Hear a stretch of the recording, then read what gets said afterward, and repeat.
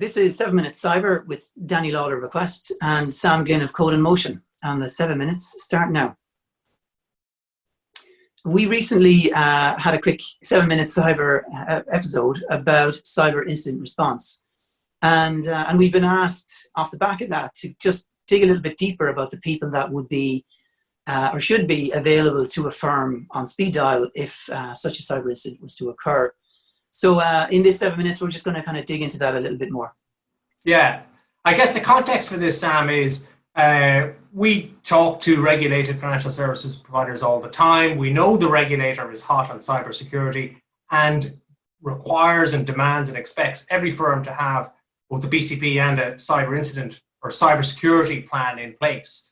So in that cybersecurity plan, you're going to find that there will be a reference to what happens if there's a cybersecurity incident and a list or examples of the types of people that a firm might engage with if an incident arose. And it's probably left a little bit vague depending on the circumstances and the specific issue that's arisen.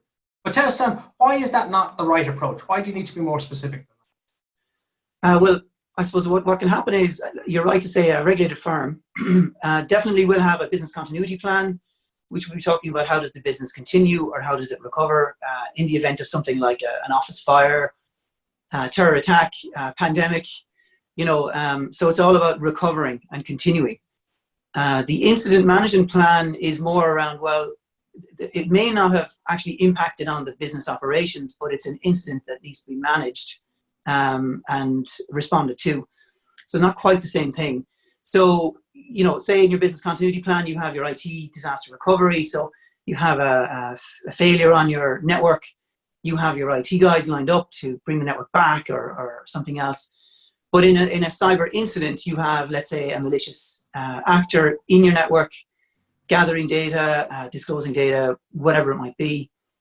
And in that scenario, the IT people that are in-house running the systems are unlikely to be the people that you would call to do the investigation around this ongoing incident, this ongoing crime.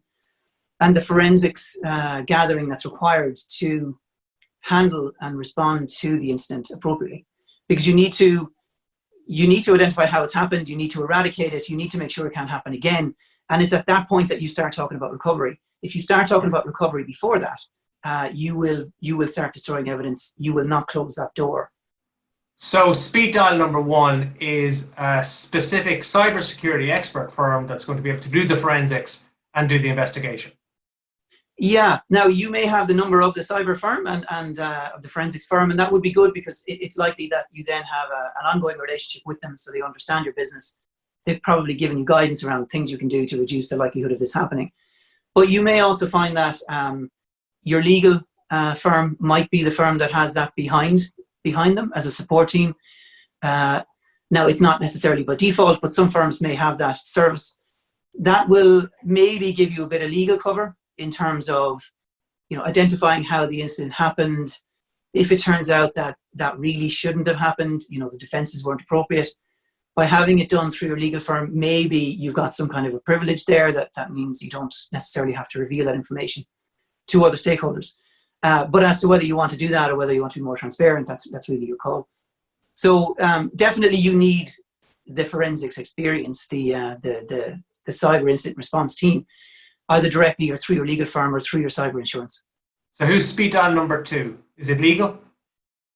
I think if you have a plan, you'll have worked this out. You'll have definitely discussed with your legal people and your service providers whether they can provide this and the pros and cons of that.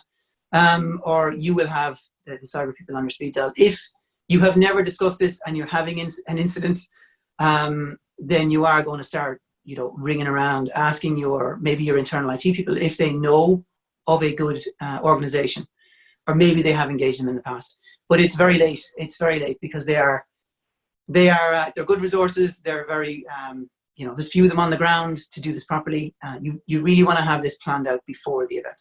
Yeah, and I think regulated firms need to be open to the idea that just because they have an in-house legal team doesn't mean that that's the right team with the right expertise to lead this piece on cybersecurity.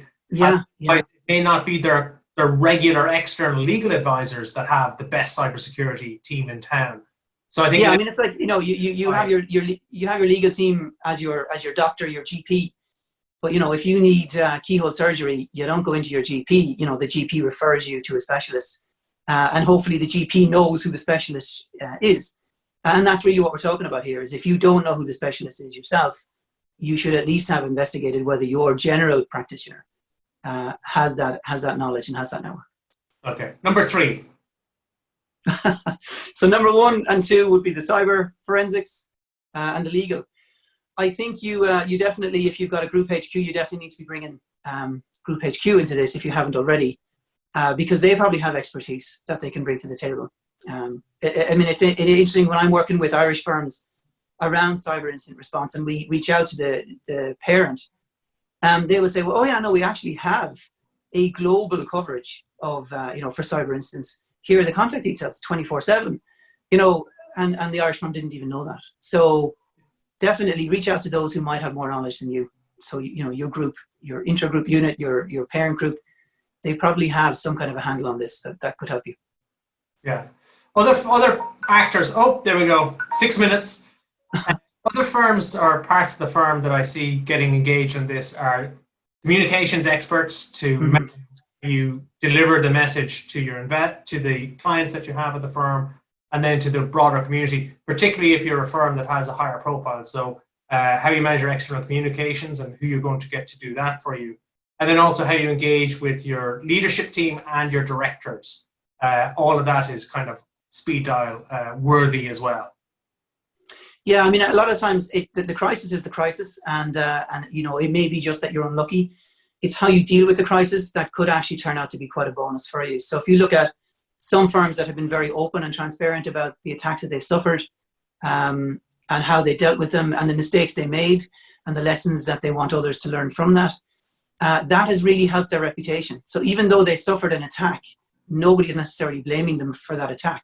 But what they're getting is a lot of kudos for helping others to learn from their mistakes and their experience. Yeah, and there's a commonality there. Because I've heard the regulator before say it's not so much the breach, this was in the context of, say, a regulatory breach. It's not so much the breach, it's how you respond to the breach.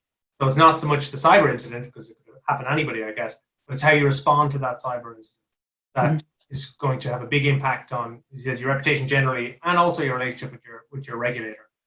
Yeah. So that's it. Once again, we've run over 7, so it's 7-ish minutes. Thanks, Danny. Thanks, Sam.